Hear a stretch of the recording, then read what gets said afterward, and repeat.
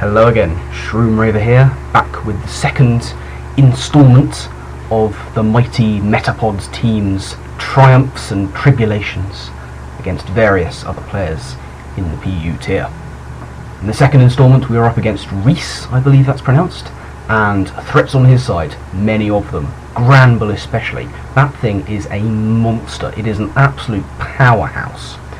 It can be used on Trick Room teams, which, looking at the Porygon, I initially thought this was, before realising I'm not actually sure Porygon. Does Porygon get Trick Room, or is that just Porygon Z? I'm not sure.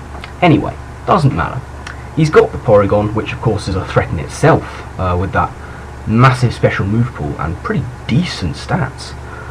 The Snake Core of Arbok and Onix is quite cool, and I was worried about the Staryu because I didn't know what it was going to do.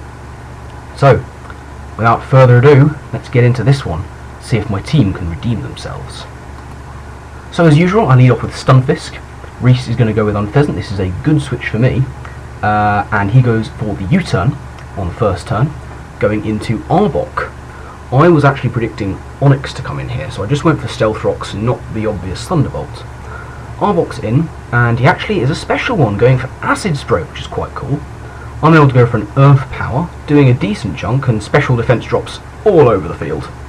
Here I overpredict. I think he's going to go back into his Unpheasant. He actually goes for the Giga Drain.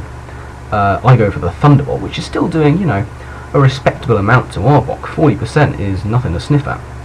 He is now going to switch out and go into his Porygon. I'm going to pull a switch of my own and go into Happiny, which is perfect. Porygon being a special attacker. Look at that, Psyshock going against my defense. Happiny doesn't care. Get up the light screen. Porygon's going to go for Tri-Attack, which Happiny just laughs off and goes for a Toxic, which is absolutely lovely. Porygon's going to keep on going for Tri-Attacks, clearly going for some kind of status. Happiny not giving two damns. Doesn't give a flying frog about what Porygon's got to offer. As the aromatherapy anyway. A couple of seismic tosses with the Toxic, and Happiny suddenly has 2 kills in 2 games. Well done, Lady Egglesworth. In comes Granbull, huge threat, and I'm just going to scout with Egglesworth to see what's going to happen. Goes for the Play Rough. I don't see Life Orb, I don't see lefties. So I'm thinking, is it Banded? But no, goes for the Earthquake. So I'm thinking, aha, Muscle Band. Get in Dodrio, knock off that Muscle Band. Which I do, and this is crucial, absolutely crucial. Granbull goes for the Thunder Punch, and look at this, 1% live. With that Muscle Band, Dodrio would have been dead. So I'm going to save it for later. Bring in Metapod, who takes the Play Rough with over half its health left. Granbull goes for the Earthquake, that's not going to do much to Metapod, and I get that big speed drop with Electro Web, the crit Electro Web no less. Granbull threatened out by Metapod. That's what Metapod does all day every day. Gets the attack drop as Arbok comes in. I set up the Iron Defense, thinking that Granbull might have stayed in, and a Sludge Wave from Arbok is certainly going to take out Metapod from there. So now I bring in Dodrio once again, go for a knockoff, which is going to take out the Arbok. At this point I think it's a losing battle. Granbull comes in, gets the Intimidate off. I still want to keep Dodrio in case it comes in handy, so I go into Golduck thinking I can at least take a hit, and I do, but not well. Play Rough does a huge amount, and Hydro Pump thankfully hits, so Mighty Duck finally doing something right. In comes the Staryu, and I don't know what it's going to do. I know they get Thunderbolt, but, you know, I thought maybe it'd outspeed, but it turns out this, I think, is Scarfed Staryu, so that's quite cool.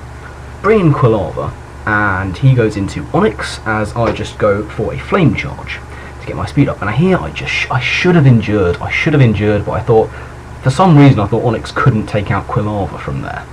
So I get another Flame Charge, and a Stone Edge just decimates me. So I've got a 1% Dodrio against Onix, Unpheasant, and Staryu. Go for the knockoff here. It's my best move to go for. Knock off the weakness policy, and he misses a Stone Edge. That is crucial. This is even more crucial. Get the crit on the Onix. And now things are looking interesting. Can Dodrio get the clutch from nowhere? Now I am going to outspeed the Staryu, go for the knockoff, take it out in 1 hit. So now it's just Dodrio versus Unpheasant. And this was interesting. Look at this. Go for the knockoff.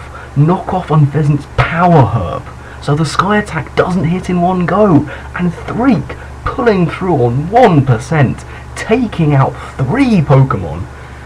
Ah man, what an ending. What a clutch from Dodrio. Completely haxed out the Onix, of course. But Dodrio has proven herself from the last battle, where she failed to do anything against the mighty Magcargo. with a little bit of luck, she can make it through. So that was a good game, Reese.